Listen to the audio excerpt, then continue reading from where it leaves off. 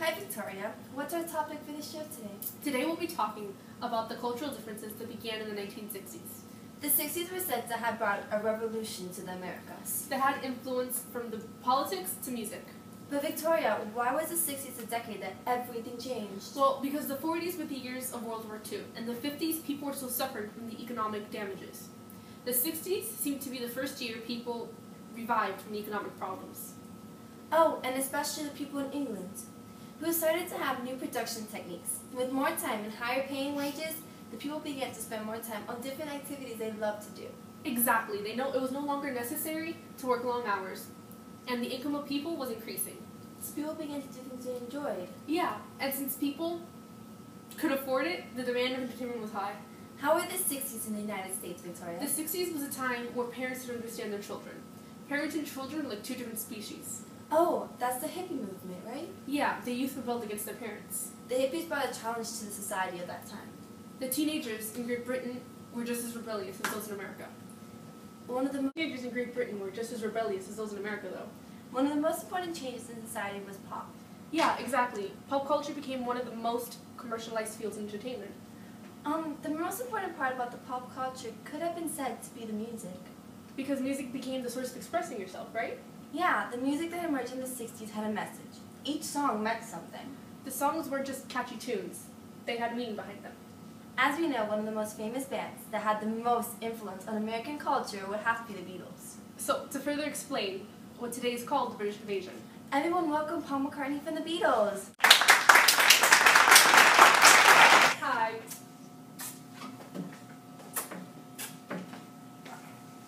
Welcome, Paul. How are you doing? Oh, I'm doing wonderful. Thanks for having me. So tell us about the Beatles, like a little background information. Well, it all started in 1957 when a friend of mine introduced me to John Lennon, and his band, Quarrymen, was actually playing in some church, and he liked my talent, so he asked me to join the band, which I did. And the band started going through some changes. New members were added. Actually, my good friend George Harrison, I introduced him to John Lennon, and he was introduced into the band, and then other changes were like name changes, and we finally stuck with the Beatles after numerous tries. Well, that's really interesting. Have you ever wondered why you guys were the ones to make such an impact on the world? Well, there were a lot of bands trying to make it big. I guess we were just the lucky ones. But I wouldn't base it on luck. You guys really were talented, and you did change the world. So, was your appearance important? Well, back then the telly was starting to become very popular. So yeah, our appearance was very important. It was the hair, wasn't it? Yeah, the hair was part of it. I guess we needed something to to put together with our name.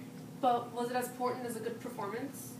Well, the performance actually brought the fans and audiences in, so no. Especially a young audience, right?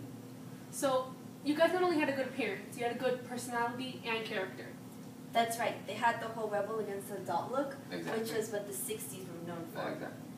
So, how did your stardom begin? Well, we started in Liverpool, England. In about 2 years, we were the most popular band in England at the time. Well, how did you become so well known?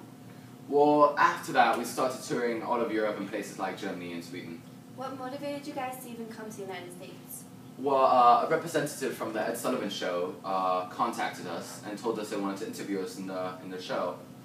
And they took us to the Americas, and as we landed in the JFK airport, we were surprised by the amount of people that were actually waiting for us there. We had no idea that we were so popular. And I believe some news people wanted to interview us. So how do you feel that you were so popular that you basically made people go crazy? Well, me and the boys loved it. It was a marvelous experience. This must have been so incredibly amazing, considering you were the very first band to achieve international success. So, was that interview your first televised event in America? It wasn't supposed to be. The first time we were supposed to be on American television was at a Sullivan Show, but the interview was televised before then, so I guess, yeah, it was. Wow. So what would you say your musical style was? Well, we were originally rock and roll, but when we came to the Americas, we were influenced by other styles of music. So nowadays, people would say that you were influenced by American music? Yeah, especially George Harrison. He was quite fond of the American rockabilly. So your distinctive harmony came from Motown? Yeah, it came from Motown in many different styles. It is also recalled that as your sounds and genres were changing, So was your appearance, is this right? We first started with the suits and the bowl cuts and Cuban heels, and then we moved on to the more boisterous psychedelic chic look.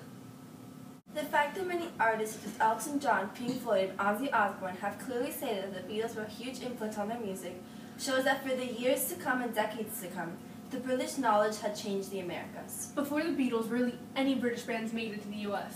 After the Beatle invasion, many British artists flourished in the United States. Wasn't that also known as the British invasion?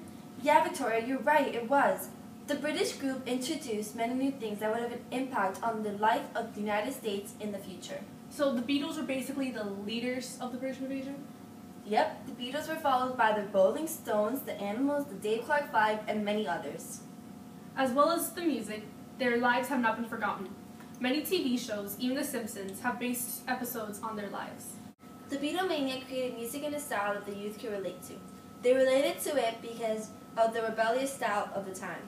The Beatles responded to the rebellion by creating revolutionary music. They even had a song called Revolution. The 60s were a time of rebellion for the youth. The Beatles were just some guys who provoked annoying parents by wearing hairstyles and clothing they didn't approve of. The youth at the time would play loud, noisy music. Along with their rebellious influence, they also had some spiritual influence, right? Oh yeah, that's right. They were probably the most important trendsetters of the 60s. Another example of this trend-setting was how they moved the hippie movement around the world, not just in the United States. Their music and lyrics captured the spirit of the 60s. It created new ideas and approaches to different things. The music and the appearance of the Beatles is still seen in our society today. Their legacy is mostly seen in their music, which is still heard by many people. A lot of musicians still find inspirations in their music to this day. It created a cultural phenomenon and opened doors for many artists to come. Because of them, many British artists are really well known in the United States. The Beatles have probably been one of the most influential bands of all time. That's right, Victoria. Well, actually that's all the time we have on Behind the Artist. Bye everyone. Thank you for watching. Goodbye, America.